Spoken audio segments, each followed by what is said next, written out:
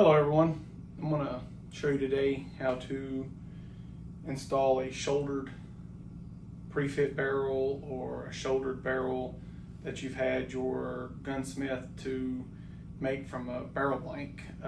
In this instance, this is a Brooks 1-in-9 twist 284 barrel that I bought a barrel blank from Bruno's, and I had my gunsmith Billy Stevens from Stevens Accuracy chamber for me using a Manson reamer in the 7 PRCW. So in any case, doing this is going to be the same thing as if you ordered a Proof Research shouldered pre-fit barrel for your custom action, or a preferred barrel blanks, shouldered barrel, whatever the case may be. The steps on this is going to be exactly the same. So first and foremost, what you do is you have a barrel vise that you'll clamp your barrel in. Use some form of paper. I'm using construction paper or stock paper, whatever you call it, where you're from. Some people use drywall paper. Whatever the case is, this will help protect the finish on your barrel when you're torquing it into the vise. So I'll go ahead and do that now. I'll wrap it and torque it. Now all I'm doing is putting the barrel in the barrel vise and really wrenching it down extremely tight. I don't know a specific torque specs for this. All I know is just really, really tight. The tighter you get it, the better you are, so your barrel will not slip when you're actually putting the torque onto your action onto your barrel. So just get it good and tight.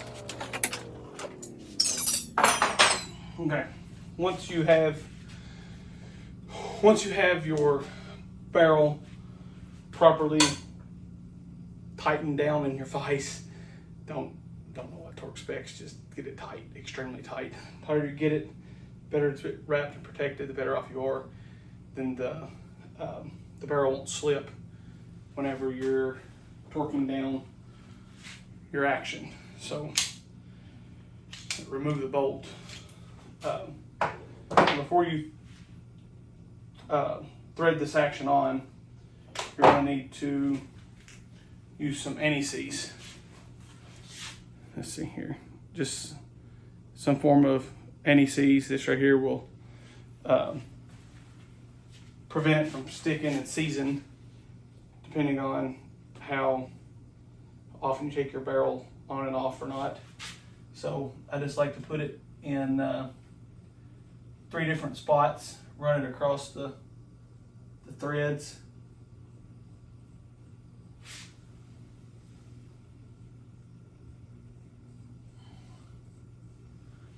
Then once you get that put on, get a little bit on the face of it here. Put that on. Inspect inside your action to make sure there's nothing inside your threads anywhere.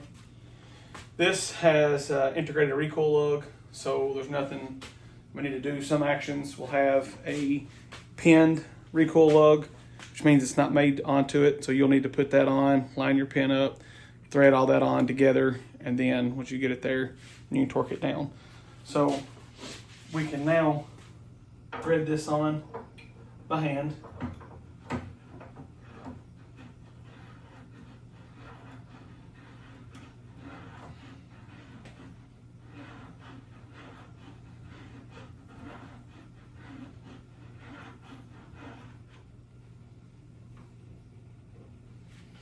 And now we're going to use our action wrench.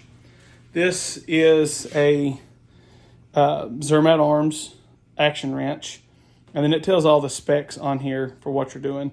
So shouldered barrel is what we're doing here, but this is for your standard 223 308, which it's calling for 75 to 85 foot-pounds, and then Magnum specs 100 to 120.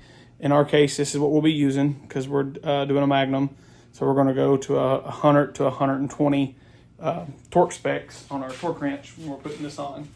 So you'll put in your action wrench. It'll be securely locked. This takes 7/8 socket. 7/8 socket put on. we'll set our torque wrench. I set the torque wrench to 110 foot-pounds. That was in the middle of the 100 to 120 foot-pounds that it suggested for Magnum.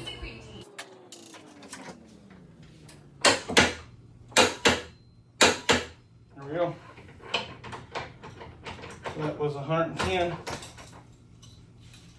We will return our torque wrench back to 0. You're supposed to store torque wrenches on their lowest setting, whatever it may be. And actually this torque wrench lowest setting is 10 foot-pounds.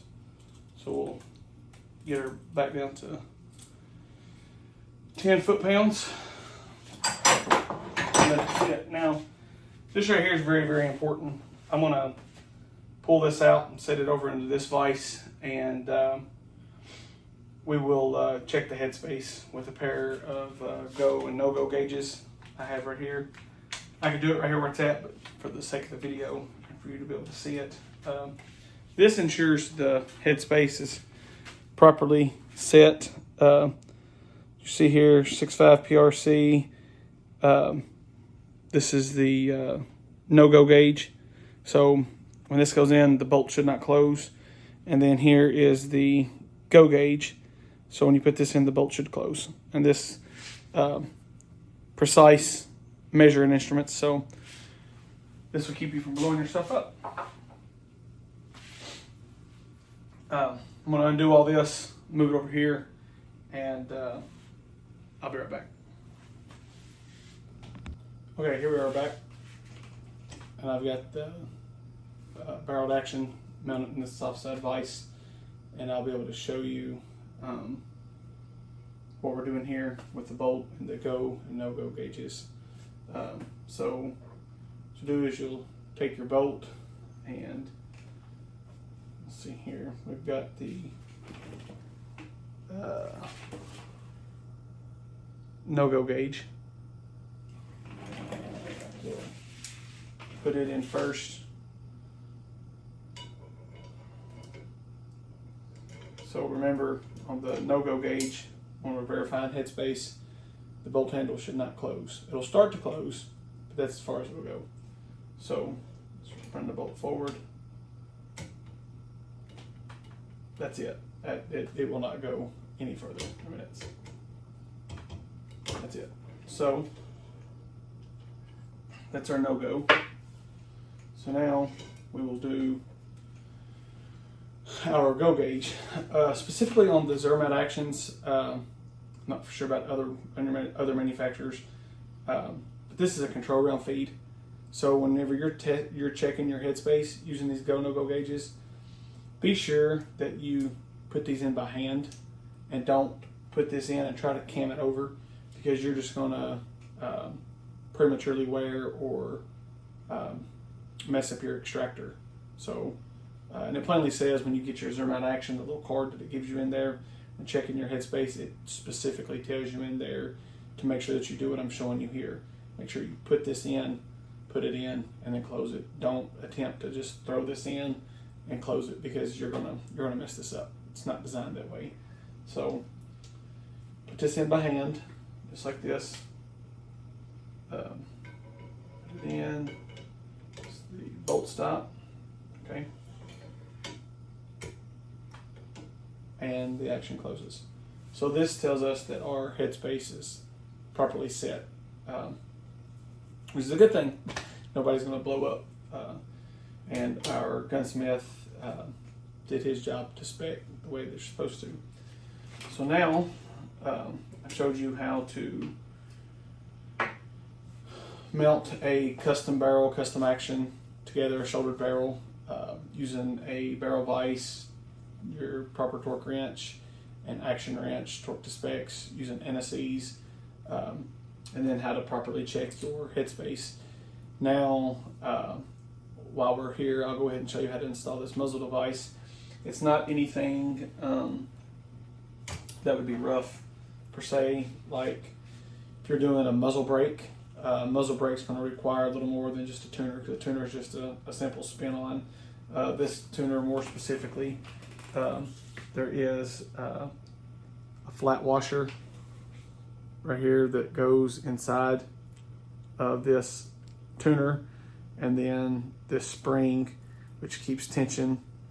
As you see, there's increments on this V2. Let me get this up here where you can see this Eric Cortina, the EC tuner version 2. It's got increments on it, and the top of my barrel has an indicator mark to where you always have a point of reference to go back to. Same thing on the action. You'll just apply little NSEs onto the muzzle and thread this on, and you can spin it in, spin it out, sitting whatever tune, start at 0 and tune from there. So I'll move the camera over here and show you how we do this. What I was saying earlier is if you had a muzzle brake, then you would want to clamp your, there we go, you want to clamp your barrel back into a vise. That way it's not going to turn on you. This can turn. We're just running this up. There's no torque spec on installing this tuner at all. But if you're doing a brake, that's going to be under a little bit of pressure. So there again, we'll just take a little NECs, and I'm just going to put some right up here on the top dead center of it. I'm not putting it in 3 separate spots. This will get moved quite a bit. Different shooting conditions will change shooting, tuning it in, tuning it out, depending on the temperature of the day, the weather, all of those things. So just as you put it on, you'll just put a little bit of pressure on the front side of this to get it started, and then you will run this till the muzzle is flush or close to flush off of your 0 setting on top of your barrel. So that's pretty close to my crown front of my muzzle right here, about flush with the tuner, my indicator on 0 up top. So now the way the numbers are on this, as you screw in toward the shooter, your numbers go up. So you can tune your increments going up as you turn in back toward the shooter. And then if you need to tune out, obviously your numbers will go down as the tuner comes out this way. So there we are. I want to give a couple of shout outs, and I'll recognize right here our friends at Mammy Lee's. If you're in the South Central Kentucky area, swing by and see them for all your sweet tooth needs. They have some of the best desserts and then regular lunch menus as well. They're set up all over South Central Kentucky. And then also I want to give a shout out right here again to our friends down in Cookeville, Texas at the Redhead Edge for all your leather needs, whatever it may be, holsters, belts, any kind of designs, things that you need that involve leather. Give them a shout, and we'll see you next time.